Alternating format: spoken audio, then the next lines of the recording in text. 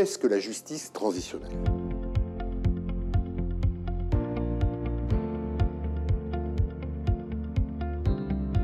Si la question peut apparaître désormais inutile, tant cette forme de justice s'est imposée dans de nombreux États et que ses définitions doctrinales sont très nombreuses, elle mérite toutefois d'être posée.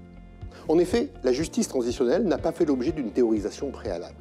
Elle s'est formée de manière progressive et pragmatique, au fil des besoins et des circonstances, pour remplir des fonctions spécifiques face à des événements exceptionnels. Pour présenter cette forme particulière de justice, il faut donc s'interroger sur ses origines, sur ses fonctions et sur son contexte d'application. Comment la justice transitionnelle est-elle apparue ?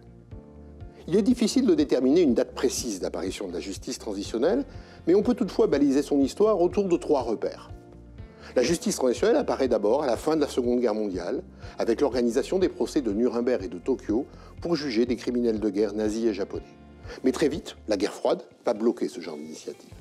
Et la justice transitionnelle va renaître dans les années 80 et 1990. Elle s'inscrit à la fois dans le contexte des transitions démocratiques qui se déroulent notamment en Amérique latine, et celui des graves violences de masse qui sont commises à l'occasion des guerres qui accompagnent l'indépendance des territoires de l'ex-Yougoslavie, ainsi que du génocide des Tutsis au Rwanda en 1994. Elle va prendre 2 formes différentes, une commission d'enquête, comme la CONADEP argentine, à propos des disparus de la dictature, qui sera créée en 1983, et une juridiction, comme le Tribunal pénal international pour l'ex-Yougoslavie, institué en 1993 pour le Conseil de sécurité de l'ONU, et chargé de juger des violations graves du droit humanitaire en Yougoslavie à partir de 1991.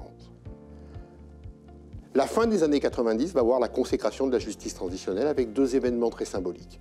La mise en place de la Commission Vérité et Réconciliation d'Afrique du Sud en 1995 et la création de la Cour pénale internationale à partir de 2002. Ces 2 institutions vont venir non seulement consacrer l'existence de la justice transitionnelle, mais aussi impulser son développement, désormais foisonnant. Quelles sont les fonctions de la justice transitionnelle ?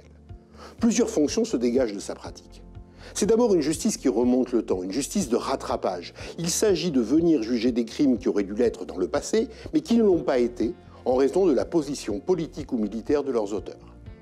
C'est aussi une justice d'accompagnement, une justice de passage. Elle participe d'une mutation plus fondamentale, qui va lui donner sa crédibilité. Elle est un instrument au service de la démocratisation et du changement de société.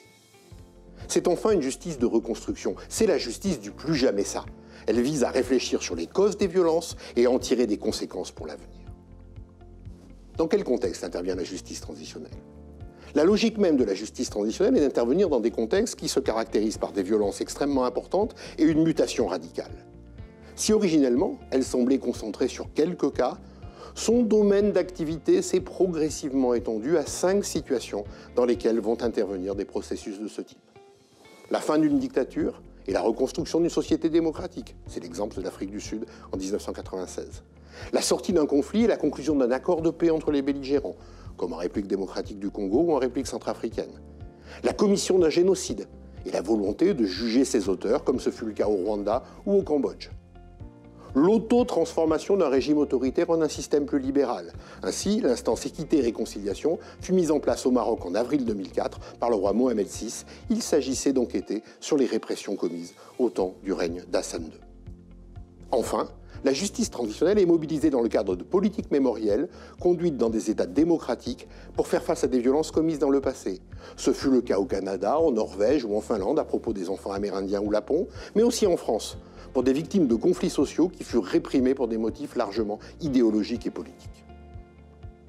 En conclusion, si la justice transitionnelle est aujourd'hui une réalité incontournable, son développement systématique doit néanmoins imposer une observation prudente face au risque de son instrumentalisation politique.